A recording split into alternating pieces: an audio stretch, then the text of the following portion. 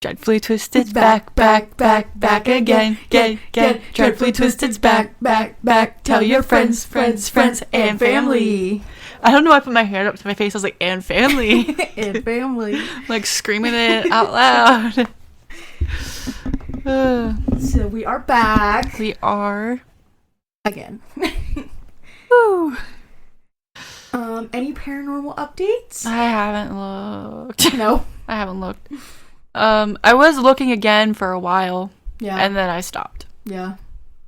But, you know, I think something did happen, but I didn't catch it. Because that turtle frame, like, cute thingy you got me for something last year or the year before, it was hanging up in my kitchen. And remember, whenever you were last at my house, it was hanging up because Crystal said something about it. Well, shortly after, I think after you guys... the day after or sometime after you guys left, like that day, it fell. Really? And I didn't notice it. Yeah. Jeremy didn't notice it, but the camera wasn't on it, but it fell. Like the hook and everything just fell like off the wall. Whoa. But luckily it got caught like on our shoes, so it didn't break or anything. But like I didn't notice it because like I don't really look at my kitchen. Yeah. And I wasn't paying attention, but it fell. And, like I noticed it like maybe like a week ago. I think Jeremy was the first one to notice. But I was just like, really? I was like, I wish I could have caught that on camera. I know. Of course. But I mean, it could have just fell because it was sitting there for like a year or so. Like it's been sitting there for a while on that hook, and it never fell before. It never fell before, so I'm like, what is going on here? I don't know. Like, it didn't the hook didn't fall, did it? Yeah, it did. Oh, did it? It was weird. Whoa, that was loud. Sorry. That was okay. My phone was just like beep, beep. So, I apologize because this episode is going to be shorter than they normally are for me because there is just not information out there, and it was like killing me. Like I was like literally trying to find stuff, and it was so hard. I was like, I literally can't find like anything about like the victims. It is so hard to find anything. It's like crazy. And like I even like read paragraphs that said like there's nothing out there like for you to, like they kept it like confidential and stuff. So like I'm gonna tell you what I know. So what I found. So yeah. Sometimes it's hard for cases like that because like that happened to me a couple times, especially with like I can't find anything on the victims, but I can find like the whole entire killer's backstory or something. And you're like okay, like what about the good people? Like they're not the good people, but I still like to talk about them just so you can see like how it happened or how it progressed and like look into their mind, I guess. But like at the same time, it's like it would be nice to have stuff on the victims too. And I know some families don't want to release that kind of stuff because they're like, we don't want this person to be just known for being killed or something or whatever. But yeah. Oh, I remember it was something last week I wanted to talk about. Remember whenever I did that case about Alison Botha? Yeah. She had a brain aneurysm last September. Yeah, I think you told me that. Yeah, but I don't think I said it like on this, but yeah, so I was like, oh my gosh, that poor girl. I know. Like she just keeps going through crap. Like I feel so bad. But yeah, so that's just a little update for you guys. I think she's doing okay now. Good. Yeah, but it's just like she can't catch a break. Give that woman a break, please. Yeah, like, jeez. I feel so bad. I know, me too. But.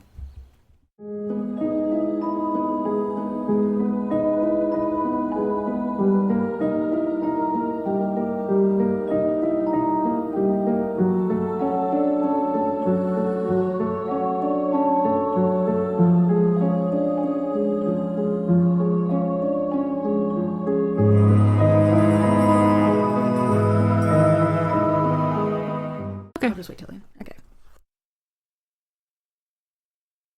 So yeah, this is like kind of a continuation of the Dr. Death series, but this is not about a doctor. It is about a nurse. Oh yeah, I was wondering if you were gonna do this one this time, or if you're gonna. So yeah. Yeah. Okay. So we're gonna get that one. We're gonna get that one. Yeah, we're gonna do.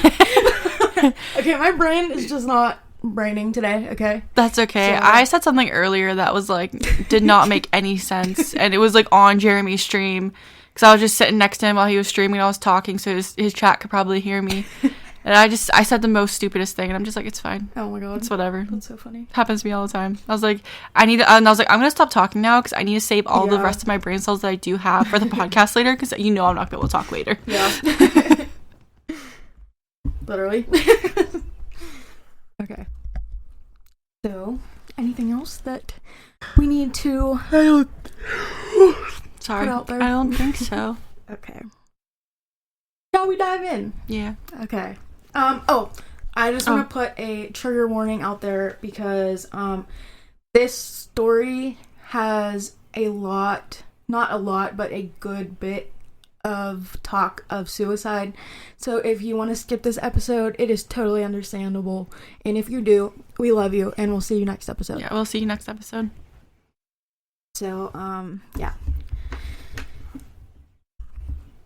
Charles Edmund. Why did that sound so fancy?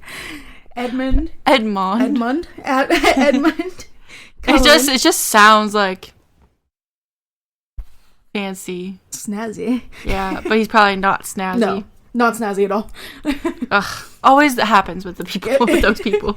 They're like, their names sound so like woo sometimes, or sometimes they sound like, oh, boring. And no in between. I know, literally. Charles Edmund Cullen was born on February 22nd, 1960 to parents Mimi and Florence Cullen. I know about this one, I think. Really? I think we talked about this. Yeah, probably a little bit. The name sounds so familiar to me. Charles was the youngest of 8 siblings. His father was a bus driver who died before Charles turned a year old, and his mother, a homemaker, died in a car accident when he was a teenager. That's sad. I know. Cullen recalled his mother's death as being devastating and described being upset that the hospital did not immediately inform him of her death and cremated her body instead of returning it. Oh.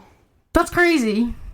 First of all, how are you not going to tell him that she even died? I'd be suing.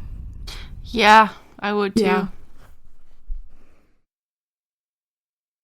That doesn't even sound legal. Exactly. It definitely isn't. Wait. It definitely isn't. Don't you have to get like consent for that? Oh yeah. That doesn't even make any sense. Like, wow. I'd definitely be suing the heck out of them. Cullen later described his childhood as miserable and claimed to have been constantly bullied by his schoolmates and sister's boyfriends. First trigger warning. I'm just gonna say probably just once because there's a good bit, so. When he was age 9, he made the first of many suicide attempts by drinking chemicals from a chemistry set. After graduating high school, 9? Cullen... Yeah, 9. That makes me sad. That makes me sad. I know. But I know, like, feel bad for the kid version, not the adult version. But at the same time, it's just like, he had been put through a lot of trauma. Exactly. It's so sad. And I think, that was before his dad died. Mm-hmm. So that was, like, even more trauma was put onto that. So clearly his childhood was terrible. Yeah.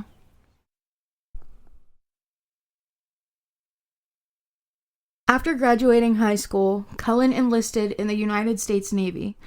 He successfully passed training, but did not fit in and was hazed and bullied by his fellow crewmen. A year into his service, Cullen...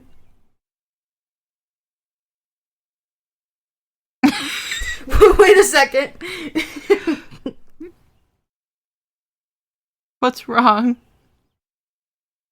I just totally, messed that up. Hold on a second. I wrote this wrong.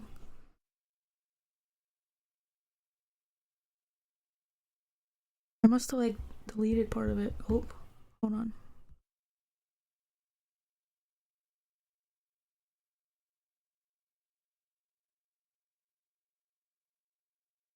Okay, I don't know what that was supposed to be, so we're just gonna continue. Okay.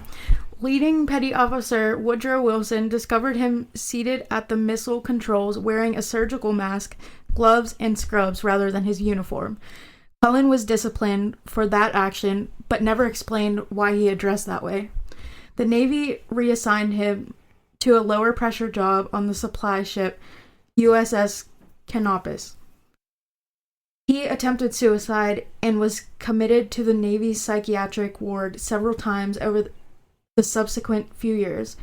Cullen received a medical discharge from the Navy in 1984 for undisclosed reasons. I know what I deleted. He did not fit in at all there. And, like, people were bullying him and hazing him there, too. So, like, he literally got bullied at school, got bullied in the Navy. Like, he, like, couldn't even escape it. So, yeah. Which is absolutely heartbreaking. I know. Before he does horrible things. But, I know. Like, can't we just be nice to each other? Exactly. Don't bully each other. Exactly. It's not worth it. Just be kind, please. It makes me sad. Like, why can't people just be nice? Like, you don't know how, like, what people are going through. Exactly. Shortly after his discharge, Cullen enrolled at Mountainside Hospital's nursing school in Mount Clair, New Jersey. Elected president of his nursing class, he graduated in 1987 and started work at the burn unit of St. Barnabas Medical Center in Livingston, New Jersey.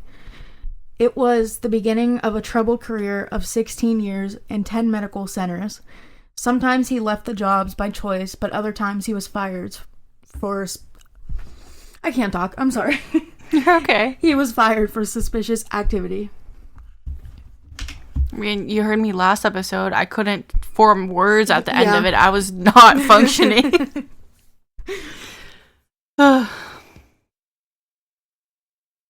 Meanwhile, Cullen met and married Adrienne Baum in 1987.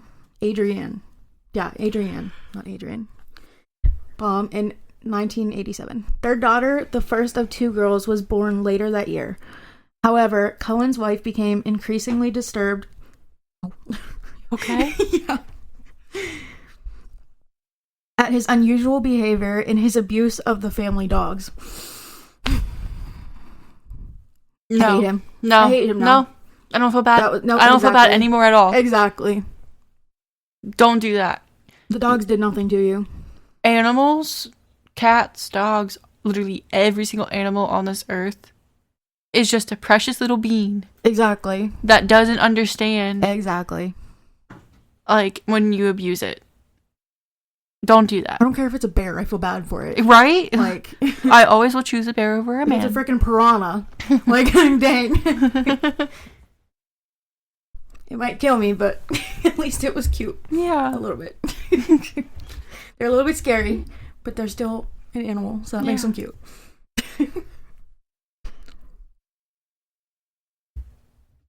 In 1993, she filed a restraining order against him based on her fear that he might endanger her and their two children. She claimed that Cullen had spiked people's drinks with lighter fluid, burned his daughter's books, and left his daughters with a babysitter for a week. Spiked people's drinks with lighter fluid? Yeah. What? What is wrong with you? I feel like that would kill someone. That's what I'm saying. Wouldn't that kill somebody? I mean, like, maybe it has to be a lot. I don't know, but that is literally It still dangerous. seems like it's poisonous. Exactly. And then you burned your daughter's... What the heck? And just left your kid with the babysitter for a week. The babysitter's like, probably like, hello? Yeah. Are you gonna come get your kid back, or... Crazy. Wow. Cullen denied these claims, obviously. Mm-hmm. Saying that his wife was exaggerating. Yeah, okay. Of course that's what he says. Are you also gonna say that you're gonna invite the Pope to officiate your wedding? And go work on Barack Obama and John Legend. Not John Legend. Elton John. That's who it was. Elton John. Close enough. Yeah. Oh, jeez. Some kind of John.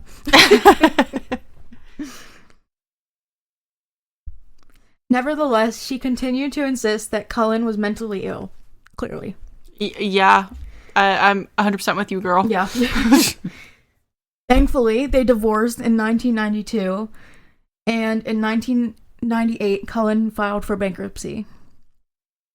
There were signs that he might have serious psychological problems, clearly. Yeah.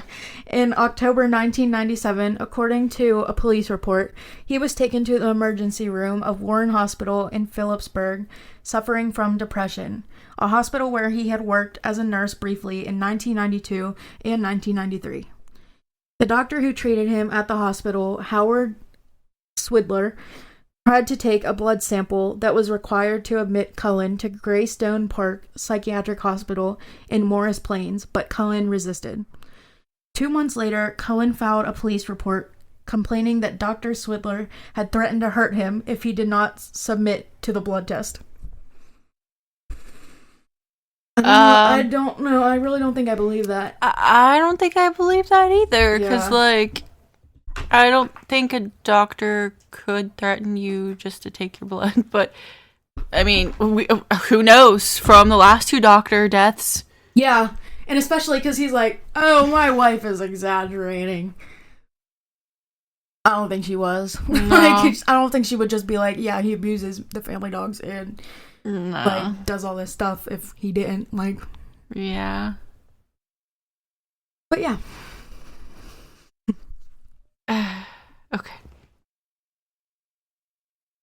On January 2nd, 2000, the Phillipsburg police received a call from Cullen's upstairs neighbor, identified in the report as Karen Ziemba, reported a strong smell of kerosene from the basement apartment where Cullen lived, according to a police report. Cullen told the police he had set some charcoal on fire to warm himself because his heater was not working, and led the officers to the bathtub where a pile of charcoal burned on a grill pan. Where there was a pile of charcoal burned on a grill pan. Okay. Wouldn't you be worried that would catch your house on fire? Exactly, that's what I was thinking. That's a little concerning. Karen Ziemba told the police that she was worried that Cullen might have been trying to kill himself. The police report said because he had made suicide attempts in the past.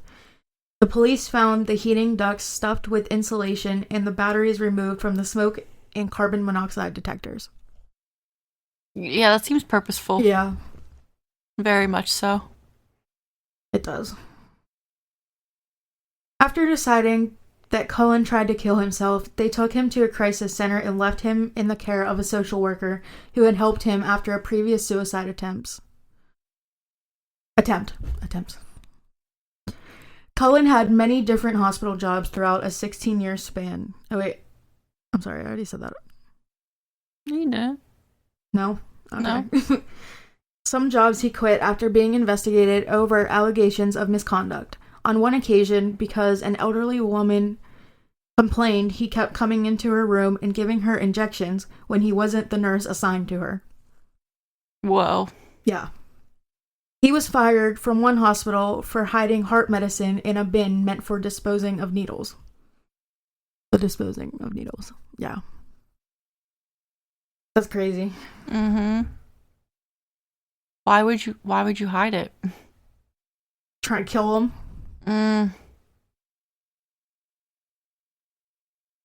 Huh. I guess that's just because I would never think to do that. So, yeah. Why would you... Exactly. Oh, jeez. And they probably would assume that the patient took them. And then if they said, hey, I don't have my pills, they were probably going to think that they were trying to abuse them. So I bet you, he did that. Yeah. So they didn't have their medicine. Okay. He was trying to kill them. That's what I got from that. Wow. Yeah.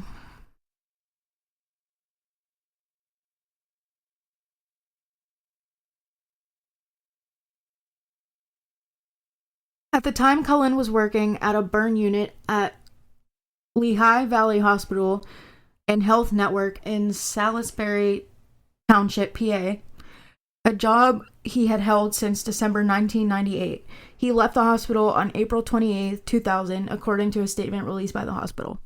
Isn't that, close to us? I don't know. I don't know where that is. You can keep going. Okay. I'm going to look it up. Less than 2 months later, on June 5th, 2000, Cullen was hired at St. Luke's Hospital in Bethlehem, PA. He left that job in June 2002 rather than answer questions concerning an investigation into his handling of dangerous drugs, as well as the deaths of 69 patients there. He quickly got another job, which lasted just 15 days before he was fired, and then... Oh my god. That's terrifying. He quickly got another job, which lasted just 15 days before he was fired, and then was hired at Somerset Medical Center in Somerville, New Jersey. Oh, okay. I was like... He was fired from that job on October 31st amid questions about the death of a clergyman. Crazy. Jeez. I feel like at this point they should just put like on his like... Because wouldn't you have to have like background checks and stuff for like hospital jobs? So they should put on his background check in a big red font. Do not hire at a hospital.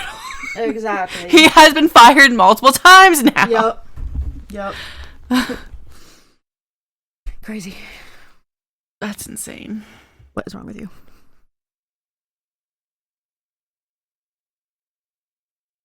Cullen would also inject patients saline pouches with lethal doses of insulin and other drugs. His crimes were committed over a period of 16 years, but it was in 2003, while he was working at Somerset Medical Center in Somerville, New Jersey, that it would all finally unravel. Florian Gall was a reverend being treated at the hospital. After showing signs of improvement during his stay, Florian Gall had a massive heart attack and died. Oh. It was later determined that he had a lethal level of digoxin, and his death was caused by an unauthorized dose of the drug. Wow. Cullen was finally arrested in December 2003. He told investigators that he administered the drug overdoses to put, quote, very sick patients out of their misery. What? He just straight up said it? Yeah. Wow. While working at what would become his last hospital, Cullen met a nurse, Amy Loren, and they formed a friendship. She saw him in a kind... Oh my god, I can't even talk. She saw him as a kind man, someone she wanted to spend time with and be friends with. But it was Amy, described as courageous and incredible, who helped detectives build the case against him. Whoa. Yeah. The two quickly formed a close bond, Cullen even helping Amy to cover up her illness and care for her 2 young daughters. Oh, no. Yeah. Never trust him. But following the sudden death of 2 patients, detectives became suspicious of Cullen. When they gave her documents that showed the drugs Cullen was ordering, she, quote, knew he was murdering people. There were so many withdrawals of lethal medications that you wouldn't order unless you wanted to kill somebody, end quote. And like also, he said that, like, straight up told the police that he was giving them lethal injections to put them out of their misery. But he does not have the authority to do that. Exactly. They have to authorize that before. It's just crazy. It's also crazy. You think that doesn't mean they want that, first of all. And then it's also crazy that they just like straight up showed her the documents. It was like, hey, your friend's killing people. Yeah. I get that they were trying to like get her to help, but I'm just like, I know. Why? They really were like, okay, you're on our team now. You're like, oh, look at this. You gotta help us. It's just kind of crazy because like I feel like things like that should be like kind of confidential. Yeah. But I know that they're trying to get her to help. But Yeah. it's just like funny that they're just like, look at this. I know.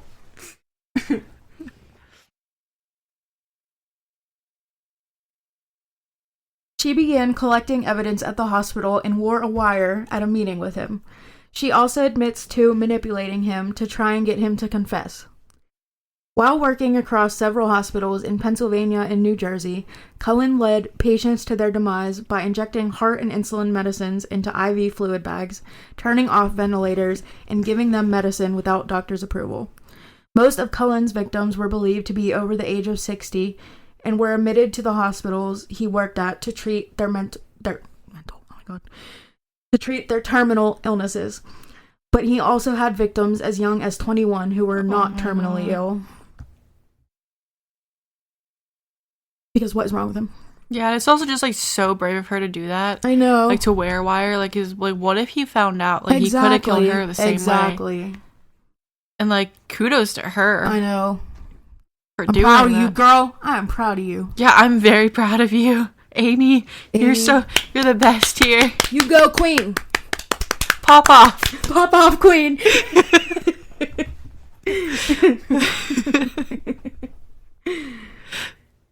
I love us. I love us too. I hope Amy's doing well. Me too. I love her. She's our best friend now. She doesn't even know it, but she is.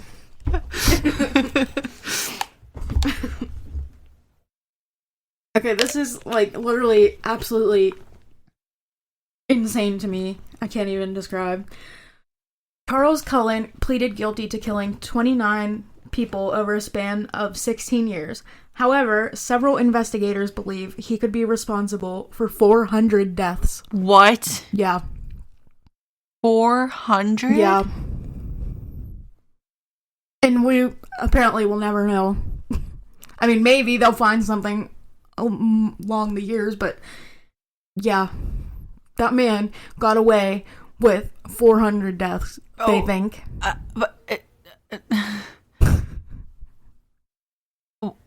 Is there a reason why they think it's 400?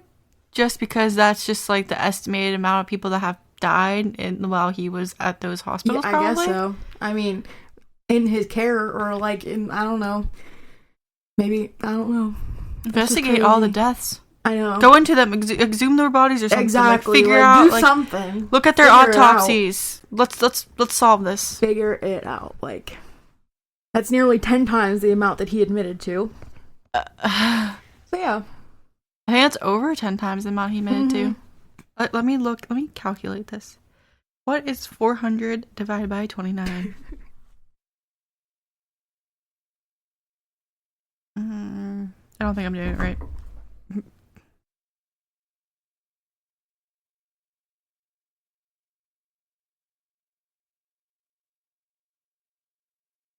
Yeah, it's about, like... Yeah, it's almost, like, over half. Or it's, like, 13 times. Yeah. Oh, my God. So he's claimed to have murdered 40 people. It was 40. 40? Yeah, I thought 40. You said 20. I did, but it was 40. I 40. Looked it up. And, yeah, so that's 10 times. Freaking 100. That is insane. Which would also make him, like, one of the biggest serial killers. Yeah, it would. So, yeah. That's absolutely insane. Oh my God. Yeah. I can't get over that. I know. I'm just like, what? He received 11 consecutive life terms at a tense and sometimes turbulent hearing in which he came face to face with his victims' families for the first time. Wearing a bulletproof vest under his sweater, Cullen sat quietly as relatives wept and yelled at him from a lectern about 15 feet from where he sat. The Department of Corrections also reported that Cullen's earliest parole date in the state of New Jersey is June 10th, 2388. Yeah, that's a long time from now. Oh yeah, I don't think he'll be here, but yeah. I doubt he'll be here. I doubt he might be a vampire if he is, so. I mean... Maybe that's how I killed a bitch. Is it Carlisle? Is it Edward Cullen? No, is it Edward Cullen's dad, Carlisle Cullen? He was a doctor. It is, and he changed his name to Charles. No. Theory. It makes so much sense. Come on, everybody. They might not have seen the bite marks, but they're there. You just gotta look harder. Oh my gosh. Oh my gosh. I mean, Twilight came out after he killed the people, too. Yeah. Based on a true story. Oh, I hope not. Okay, so I'm going to talk about some of the victims that I found. I have some of their names and ages. And when they died. So, is he still in prison right now? Or is he like, not alive anymore? He's still in prison. Oh. Let me see. And why was he wearing a bulletproof vest? I guess because they were just worried that people would, like, try to kill him. Yeah, pretty much. I've never heard of that before. That's crazy. Yeah, he's still going. What hospital? What prison is he in? Let me see. He is at...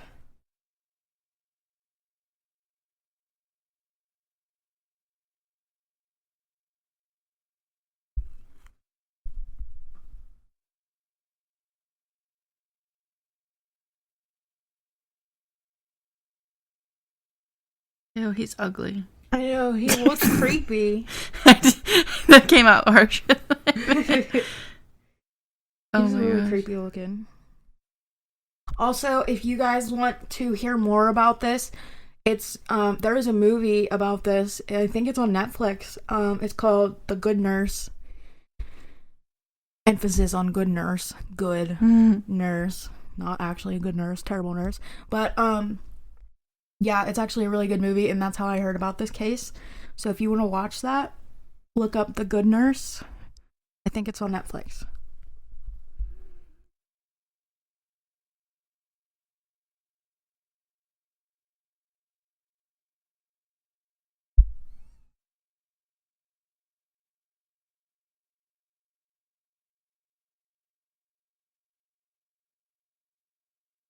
Okay, he is in the New Jersey State Prison.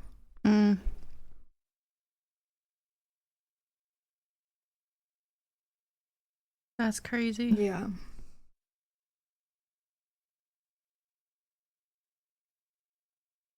And he will be there for the rest of his life. Oh, it says here that most murders cannot be confirmed due to lack of records. So yeah, the records were like destroyed. Exactly. It was so hard to find stuff. Like all I could find was like not very descriptive things. But I tried. Anyway, I'm sorry, you're gonna go into Okay, June 11th, 1988. John W. Yango Sr. was 72. March 9th, 1991. Lucy Vigiloni Mugavero. I'm so sorry if I butchered that. Mugavero? She was 90. That makes me so sad. July 23rd, 1991. Mary Natoli was 85. September 1st, 1991. Helen Dean was 91. January 21st, 1996. Leroy Sin was 71. May 31st, 1996. Earl Young was 76. June 9th, 1996. Catherine A. Dext was 49. June 24th, 1996. Frank Mazzacco was 66.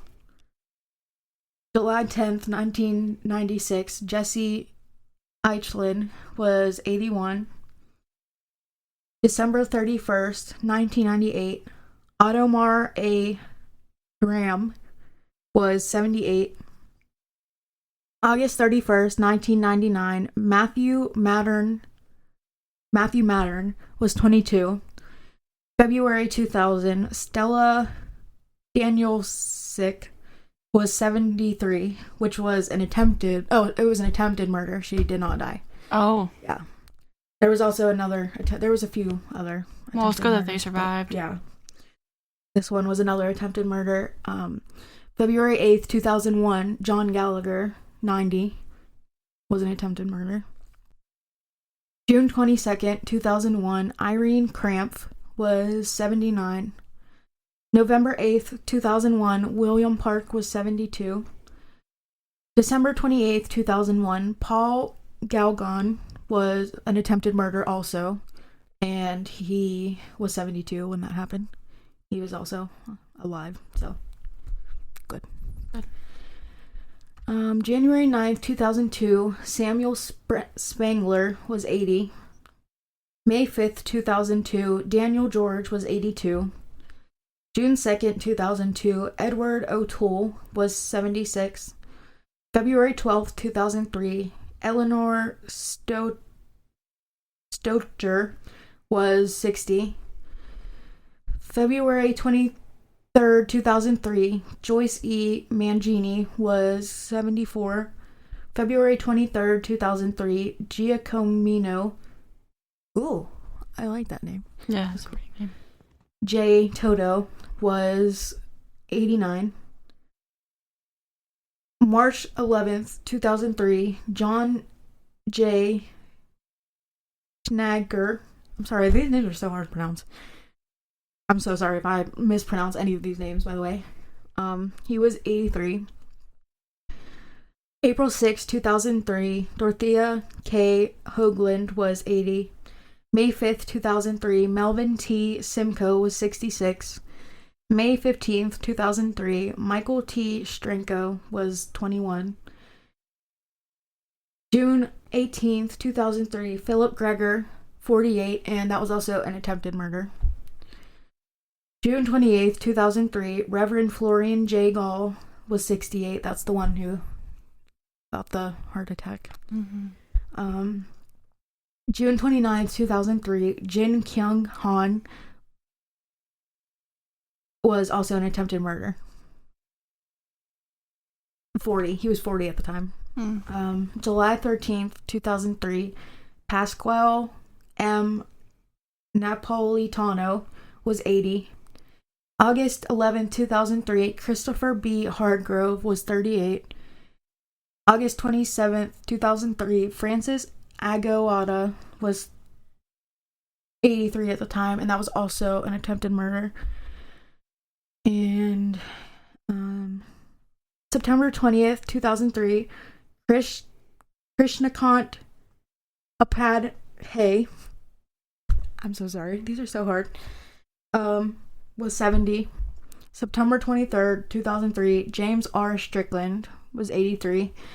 And the last one that there was records of was October 21st, 2003, Edward P. Zizik, and he was 73.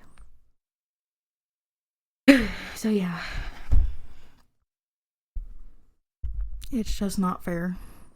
I hate him. Me too. Me like, too. I hate him. Me freaking too. Oh my gosh. How could you do that? I know. Like, what is literally wrong with you? And obviously, like you said, a lot of them weren't suffering. And I know. Like, in 2003, he was just like going like haywire with. Yeah, exactly. With like, it. He was just doing it just to do it at that point. Like, you can definitely tell when you look at his face. I know. He has like dead eyes and he just looks creepy. He's like he looks like a killer. He gross. Really does.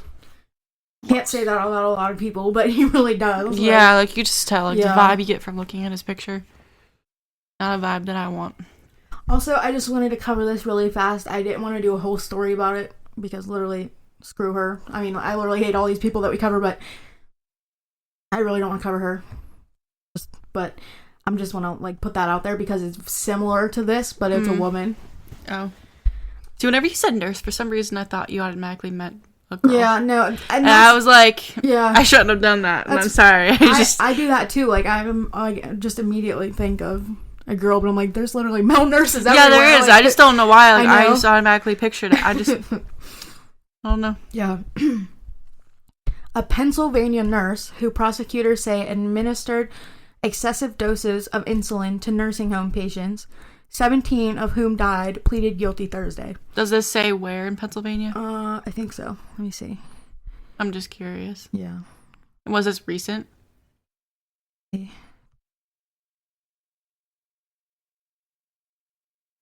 Sorry, I'm like asking. No, that's questions. Okay. Okay, this was May 2nd, 2024.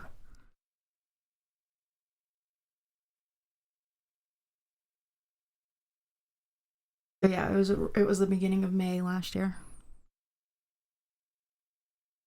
The nurse Heather Presti was charged last May with killing 2 patients and injuring a third at Quality Life Services, a skilled nursing facility in Chicora. Yeah, Chicora. Months later, she was hit with new charges after prosecutors said she confessed to trying to kill 19 others at different facilities where she worked.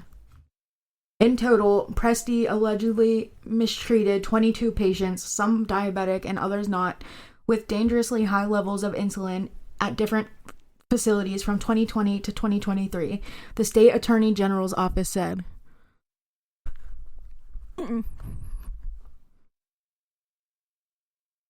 Her charges include first-degree murder, attempted murder, and neglect of a care-dependent person.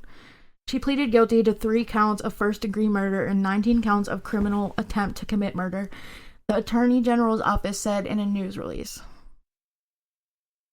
Several family members of victims have filed wrongful death lawsuits.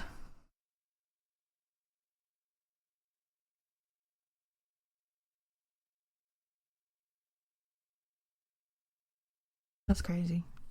What is wrong with her? I think I remember hearing about that last year. If I'm remembering correctly. But like, why? Why are there people like this? I know. Makes me angry.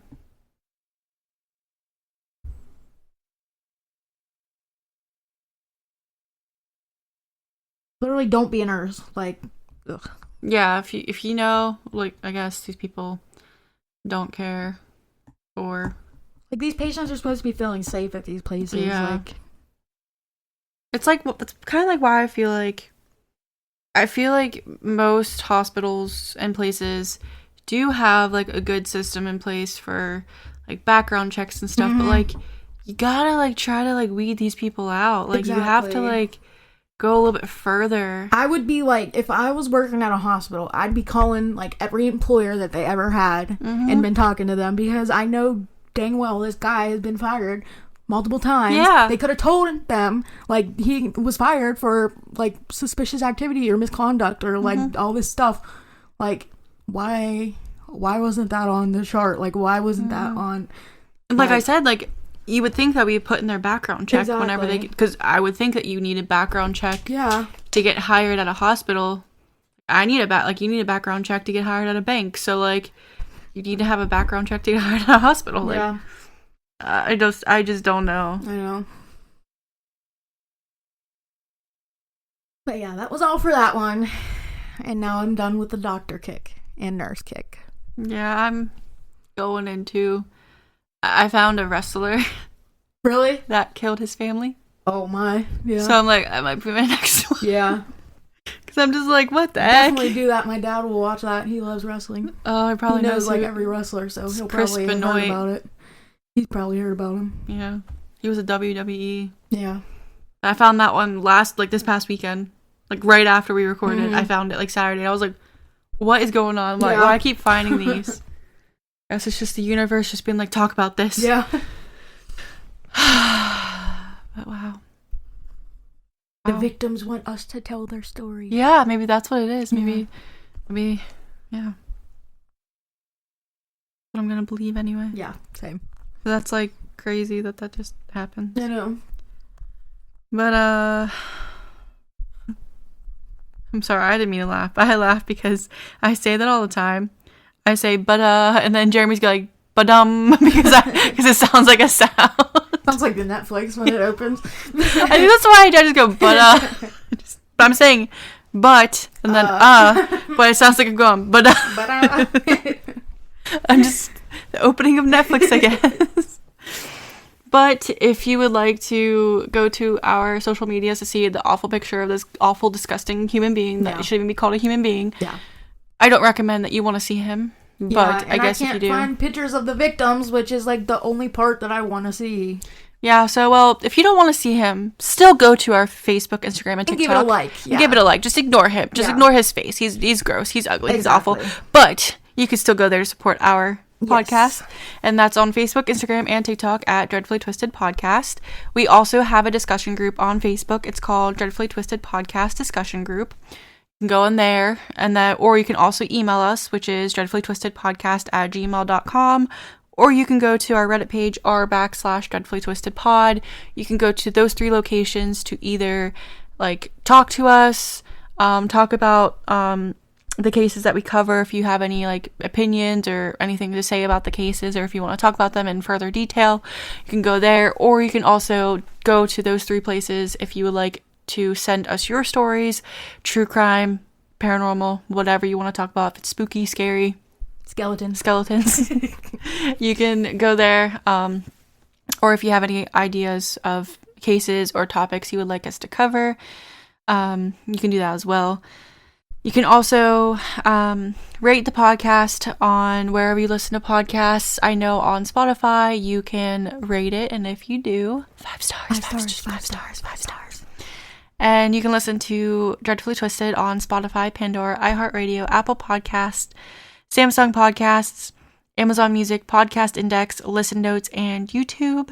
And if you are still listening to us at this point, please share our podcast with your family and friends. It really, really does help us out. Sharing it, liking it, rating it, anything really helps us out and helps us stay relevant. So we really appreciate if you would do that. Yes. We love you guys. We love you. And we really appreciate you guys supporting us and listening. Be a good person. Be a good person. Check on your friends.